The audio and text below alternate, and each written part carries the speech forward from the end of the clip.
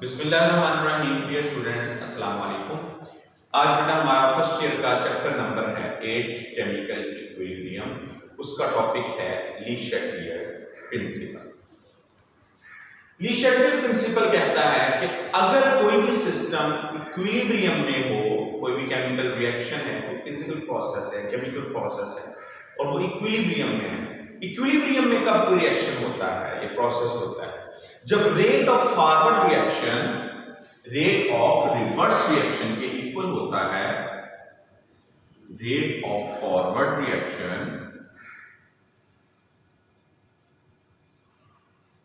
Rate of reverse reaction के equal हो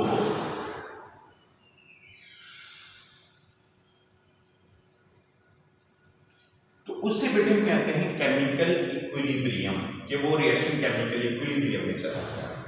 rate of forward और रेट ऑफ रिवर्स रिएक्शन जब इक्वल हो जाए, इस स्टेज पे अगर हम ली शैटियर कहता है कि जब कोई भी रिएक्शन इक्विलिब्रियम पे हो और अगर हम उसमें कोई भी डिस्टरबेंस क्रिएट कर दें, हम उसको डिस्टर्ब कर दें, तो वो जो रिएक्शन है वो कोशिश करेगा कि उस डिस्टरबेंस के इफेक्ट को नलीफाई करे, उसको खत्म कर दे, उसको किसी तरह तरीके से ऐसे मैनेज करे कि रिएक्शन दोबारा से इक्विलिब्रियम में आ जाए।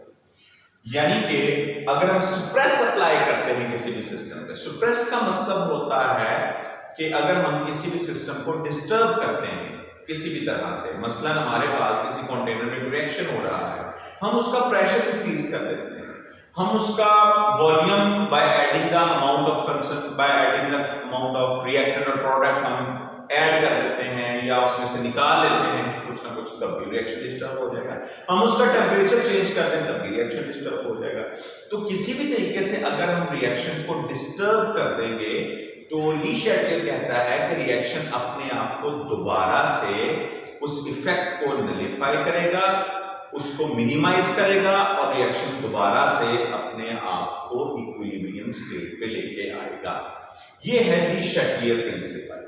अब इसकी हम कुछ एग्जांपल्स देखते हैं कि किस किस तरह से हम चेंज लेके आते हैं और या किस तरह से हम किसी रिएक्शन को डिस्टर्ब करते हैं और डिस्टर्ब करने के बाद वो रिएक्शन कैसे अपने आप को दोबारा से इक्विलिब्रियम स्टेट पे लेके आता है।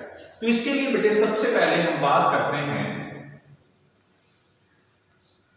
Effect of change in concentration. Effect of change in concentration. किस चीज की कंसंट्रेशन? कंसंट्रेशन ऑफ रिएक्टेंट्स और कंसंट्रेशन ऑफ प्रोडक्ट्स। हम बेटे इसके लिए रिएक्शन देते हैं बिस्मुथ क्लोराइड BiCl3 और उसको बेटे अगर हम H2O पानी के साथ उसकी हाइड्रोलिसिस करवाएं तो हमारे पास BiOCl2 बिस्मुथ ऑक्सीक्लोराइड और साथ में 2HCl बनता है। बिस्मुथ ऑक्सीक्लोराइड और 2HCl। अब बेटी जब इसको पानी में डालते हैं तो इसका जो हमारे पास सॉल्यूशन मिलता है वो क्लाउडी होता है, थोड़ा क्लाउडी होता है, थोड़ा सा टर्बिड सा होता है सॉल्यूशन उसका ना। किसकी वजह से? इसकी वजह से, बिस्मुथ ऑक्सीक्लोराइड की वजह से उसका सॉल्यूशन थोड़ा सा टर्बिड होता है। हम क्या करते हैं कि अगर इसमें हम थोड़ा सा HCl डाल देते हैं तो रिएक्शन इस तरफ है ना, तो वो बैकवर्ड डायरेक्शन में आएगा। क्यों बैकवर्ड डायरेक्शन में आएगा? क्योंकि हमने कंसंट्रेशन ऑफ प्रोडक्ट जो है वो इंक्रीज कर दी। एक्चुअली हम इस रिएक्शन को कंसंट्रेशन के एतबार से चार तरह से हम इसको डिस्टर्ब कर सकते हैं। नंबर 1, हम इंक्रीज कर दें, increase the concentration of reactants, कि हमारे पास रिएक्शन हो रहा था, इक्विलिब्रियम में था, हमने कंसंट्रेशन ऑफ रिएक्टेंट्स इंक्रीज कर दी, बिस्मुथ क्लोराइड डाल दिया या वाटर ऐड कर दिया। Number 2, decrease the concentration of reactant, concentration of reactant को हम डिक्रीज करते हैं। फिर उसके बाद ये भी हो सकता है कि हम अमाउंट ऑफ प्रोडक्ट इंक्रीज कर दें,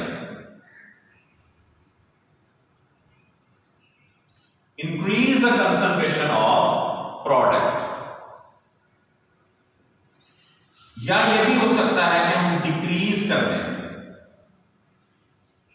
decrease the concentration of product. Decrease कैसे करेंगे कि जहां पर जो चीज बन रही है उसको कंटिन्यूसली हम निकालते रहें, रिमूवल करते रहें, तो रिएक्शन फिर फॉरवर्ड डायरेक्शन में रहेगा जी। तो अब हमारे पास कैसे रिएक्शन फॉरवर्ड में कब जाएगा और रिवर्स में कब आएगा। ये रिएक्शन जो है इसकी वजह से क्लाउडी है, हमने HCl ऐड किया, जैसे ही हमने HCl ऐड किया इसमें तो प्रोडक्ट में इजाफा हो गया, increase in the concentration of product हो गया। जब हम इसमें इस चीज को ऐड करेंगे तो रिएक्शन उस इंक्रीज्ड इफेक्ट को कम करने के लिए बैकवर्ड डायरेक्शन में जाने की कोशिश करेगा, फास्टली ये बैकवर्ड डायरेक्शन में आएगा। जब ये बैकवर्ड डायरेक्शन में आएगा तो ये ब्रेक होकर दोबारा इन चीजों में कन्वर्ट होगा, जिससे इसका जो क्लाउडीनेस थी वो खत्म हो जाएगी, ठीक है। तो रिएक्शन में हमने एडिशन की प्रोडक्ट में, तो रिएक्शन किस तरह आ गया, बैकवर्ड डायरेक्शन में आ गया, ताकि मैं उस इफेक्ट को मिनिमाइज कर दूं। फिर हमने वाटर ऐड किया, इस तरफ increase the concentration of reactant कर दी, तो दोबारा से रिएक्शन, ये दोनों चीजें मिली और दोबारा से ये बना, और दोबारा से रिएक्शन किस में चला गया, दोबारा से जो मिक्सचर है वो क्लाउडी बन गया।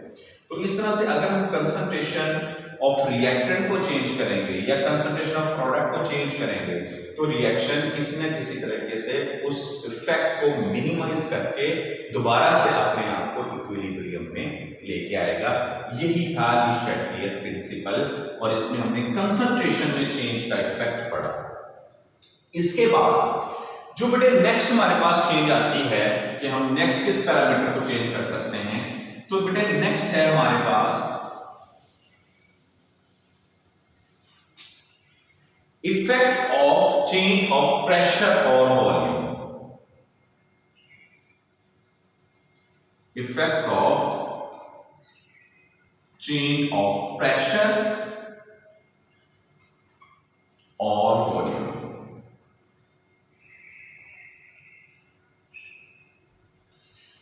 जी, हम कैसे किसी चीज का प्रेशर या वॉल्यूम को चेंज करें, तो उसमें कैसे चेंज आती है रिएक्शन में, वो फॉरवर्ड डायरेक्शन में जाएगा या वो रिवर्स रिएक्शन में आएगा, इस चीज को देखते हैं। दो बेटे इसके अंदर हम चीजें डिस्कस करेंगे, एक तो होगी हम क्वालिटेटिवली हमने करेंगे,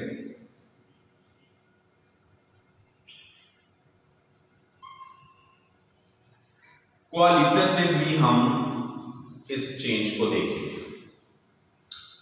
जी। इसमें बेटे हम एग्जांपल लेते हैं, सपोज दैट SO2 की सल्फर डाइऑक्साइड जो कि मिलती है ऑक्सीजन के साथ रिएक्ट करती है और बनाती है सल्फर ट्राइऑक्साइड।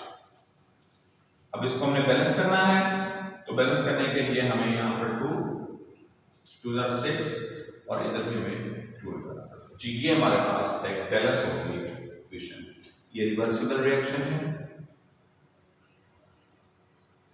जी। तो ये रिएक्शन में क्या बता रहा है कि सल्फर डाइऑक्साइड ऑक्सीजन से रिएक्ट करती है, सल्फर ट्राइऑक्साइड बनाती है, जो कि अगेन डिकम्पोज होती है या डिसोसिएट होती है ऑक्सीजन में और सल्फर डाइऑक्साइड में।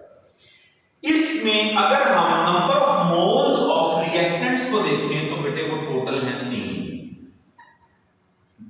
2 सल्फर डाइऑक्साइड के और 1 इस ऑक्सीजन। और इस तरफ अगर हम देखें तो number of moles of product वो है 2।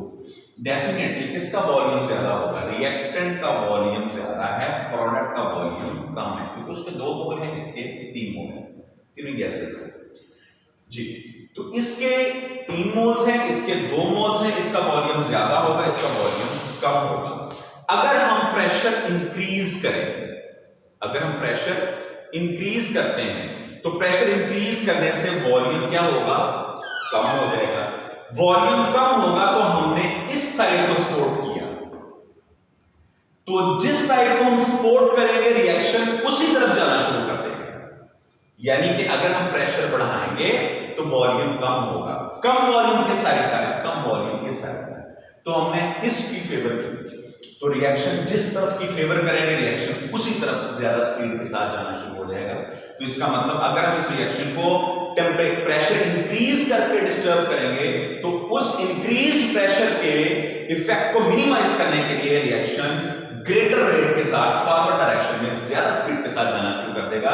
यानी रेट ऑफ फॉरवर्ड रिएक्शन हमारी इस डिस्टर्बेंस की वजह से ज्यादा हो जाएगा ताकि वो हमारे इंक्रीज प्रेशर के इफेक्ट को मिनिमाइज कर सके। इसी तरह से अगर हम प्रेशर कम करते हैं तो वॉल्यूम ज्यादा हो जाएगा। वॉल्यूम ज्यादा किस तरफ का है? इस तरफ का है। तो जिस तरफ का वॉल्यूम ज्यादा होगा रिएक्शन भी उसी तरफ जाना शुरू कर देगा, क्योंकि हमने उस साइड को फेवर किया, उस साइड को हमने फेवर किया। तो जिस साइड की हम फेवर करेंगे रिएक्शन उसी साइड पे आना शुरू कर देगा। हमने प्रेशर कम किया, वॉल्यूम ज्यादा हो गया। इंक्रीज वॉल्यूम के इफेक्ट को मिनिमाइज करने के लिए रिएक्शन ग्रेटर रेट के साथ बैकवर्ड डायरेक्शन में आएगा। इसी तरह से आपने PCl 5 की एग्जांपल भी इसमें आप लिख सकते हैं। अब हम इसके साथ लेते हैं क्वांटिटेटिव एक्सप्लेनेशन, हम इसकी लेते हैं।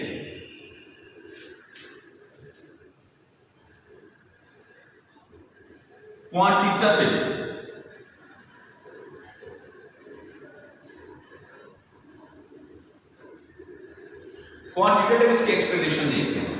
हमारे पास बेटे एक रिएक्शन है, सपोज दैट यही रिएक्शन हम SO2 ही ले लेते हैं और ऑक्सीजन, रिवर्सिबल रिएक्शन 2SO3, इसको बैलेंस करने के लिए हमने 2 लिखा। इसकी बेटे अगर मैं Kc वैल्यू लिखूं जो कि लास्ट लेक्चर में हमने निकालना सीखी, तो वो आएगी 4x² over a minus 2x² और b माइनस x। ये बेटा इसकी वैल्यू आएगी, Kc वैल्यू इसकी। अब हम इसको क्वांटिटेटिवली देखते हैं कि effect of pressure, increase pressure का या इफेक्ट ऑफ डिक्रीज प्रेशर का इस पे क्या इफेक्ट होगा। जी, वॉल्यूम बेटे हमारे पास आ रहा है नॉमिनेटर में, वॉल्यूम हमारे पास आ रहा है नॉमिनेटर में। हमें पता है किसी रिएक्शन के लिए किसी खास टेम्परेचर पे Kc वैल्यू क्या होती है? कांस्टेंट होती है।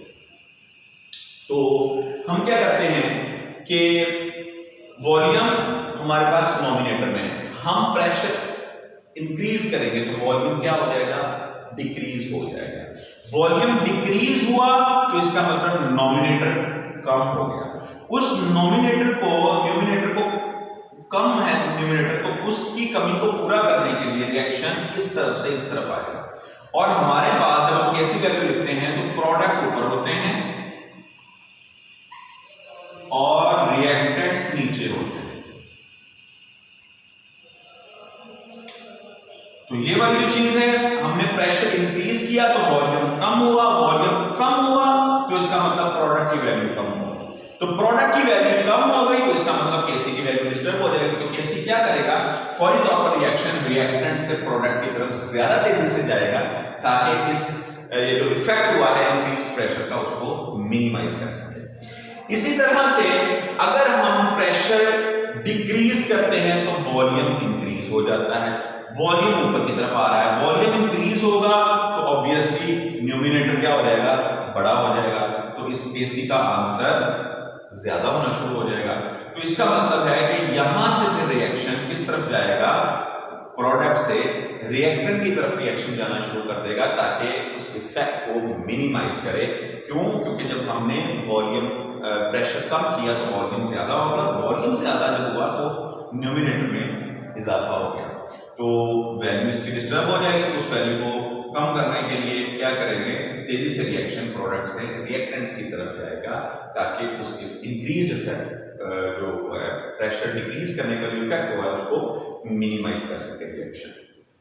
ये बेटे हमारे पास हमने ली शटल प्रिंसिपल की 2 चीजें पढ़ी और इसमें हमने कंसंट्रेशन का पढ़ा और इसके अंदर हमने effect of change of pressure और वॉल्यूम का पढ़ा। This is the end of our today's lecture. अस्सलाम।